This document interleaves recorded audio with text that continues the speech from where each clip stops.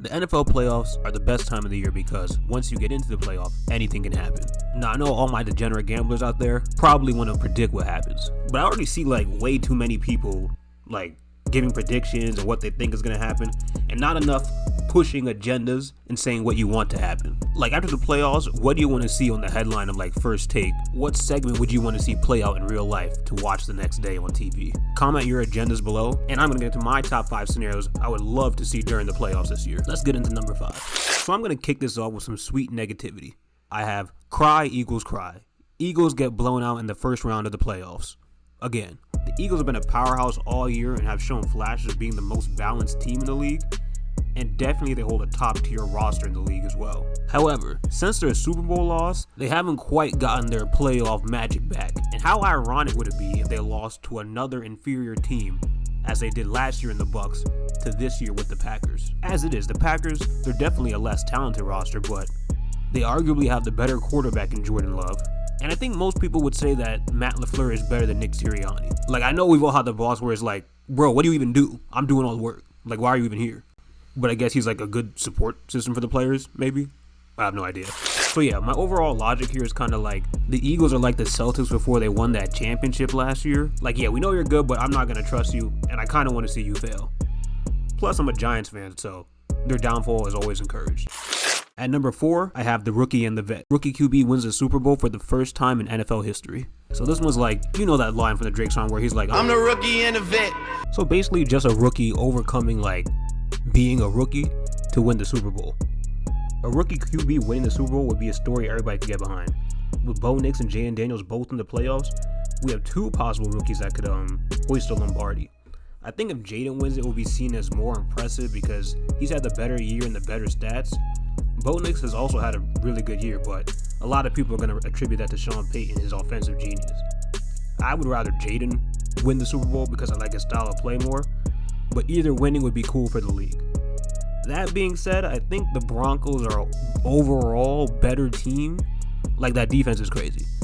But the only problem with that is they're in the AFC. So they might be the better team, but the Commanders might be the more likely team to even make it to the Super Bowl at all. If either player pulled that off, it'll be cemented as the best rookie season of all time. For my number 3 agenda I want to get pushed, or I would like to see I should say, is rags to riches. Sam Darnold or Baker Mayfield lead their team to glory. Football is an ultimate underdog sport. We love to see when players or teams come back from adversity and rise above their circumstances to win the big game. Sam Darnold coming out of USC had a shit ton of hype and talent. Unfortunately, he caught gangrene and was selected by the Jets. Seen ghosts. I don't know who could win in those circumstances. At the same time, we can look at Baker, who had a similar path from being a walk-on to winning a Heisman and then to getting picked number 1 overall. Unfortunate for him as well, this pick belonged to the sorry-ass Browns. After getting shipped out for D. What's under my towel, him and Sam briefly crossed paths in Carolina and eventually ended up in their current teams, where their college talent is finally on full display at the NFL level. What would cap off a great season for both players would be a Super Bowl win. So this would be an agenda I support. However, I do have both losing this weekend. My number 2 agenda is Josh Allen. Josh Allen loses to the Chiefs for the 4th time in the playoffs. Now this is probably my most negative agenda, but I'm a simple guy. At the end of the day, I love things that are both ironic and humorous. Every story needs a protagonist and an antagonist, and for the Bills, their main antagonist is the Patrick Mahomes-led Chiefs. And Josh Allen is a quintessential comic book protagonist. Humble beginnings as a raw Wyoming prospect with secret superhuman quarterback powers and the beloved support of Bills Mafia members. Josh Allen is basically Batman with a football. However, his main foe is a psycho with a funny voice, Patrick Mahomes. And every time he thinks he has him dead to rights, Mahomes slips away with one last joke and always the last laugh.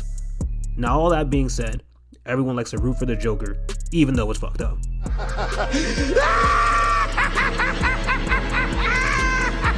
So that's why a 3rd L to the Chiefs would both be enjoyable and hilarious to me. That's why we have this at number 2. So before we get into number 1, I have a couple honorable mentions here that I just have to mention just in case they do happen, but they're not on my top 5. The first one would be a Chiefs 3-peat. That would be cool just for the history of the sport. It would kind of be Jordan-esque for Patrick Mahomes to do, so that would be cool. And the other one would be CJ Stroud, because he's been having a bad year, It would be nice if he actually kind of like pulled off a deep playoff run this year. And for my number one spot, and I swear I'm not anti-Josh Allen, but the real MVP, Lamar Jackson dominates the playoffs and leads the Ravens to a Super Bowl win. Lamar Jackson has been a polarizing QB ever since he stepped foot in the league.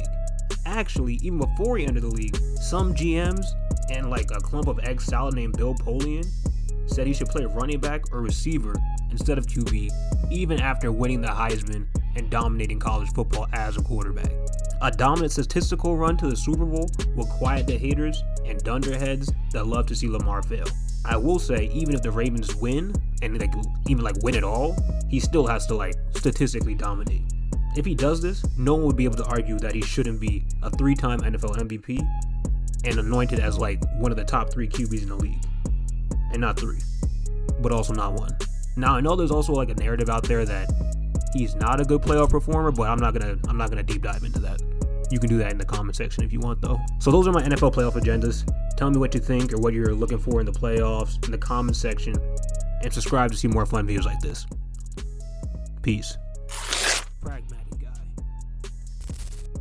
Now the clear 1 spot goes to BTJ with 1,200, almost 1,300 yards and 10 touchdowns, 87 receptions.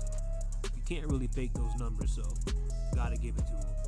Those LSU boys put in work. So here's a quick recap of the placement of the players for the stats round, and then we'll take a